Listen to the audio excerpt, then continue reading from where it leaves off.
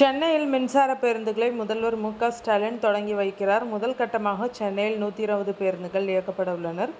இந்த பேருந்துகள் UPI கட்டண வசதி, வழித்தட தகவல், குழந்தைகள் முதல் பெரியவர்கள் வரை பாதுகாப்பான பயண வசதிகள், வீணான எரிபொருள் செலவுகளை குறைத்தல் மற்றும் சர்வதேச தரத்திலான கிராமப்புற நகர்ப்புற போக்குவரத்து அமைப்பை உருவாக்குதல் போன்ற நவீன தொழில்நுட்பங்களுடன் இயங்கும் வகையில் வடிவமைக்கப்பட்டுள்ளன.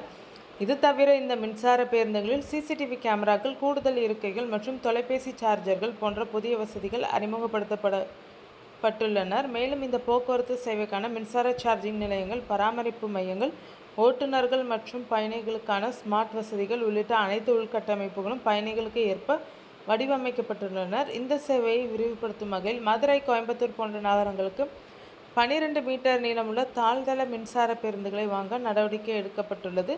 இந்த ஆண்டு இறுதிக்குள் கூடுதலாக 505 மின்சார பேருந்துகள் சேவையில் ஈடுபடும் என்றும், புதிய மின்சார பேருந்து சேவைக்கான கட்டணங்கள் வழக்கம் போல் இருக்கும் என்றும் போக்குவரத்து அதிகாரிகள் அறிவித்துள்ளனர்.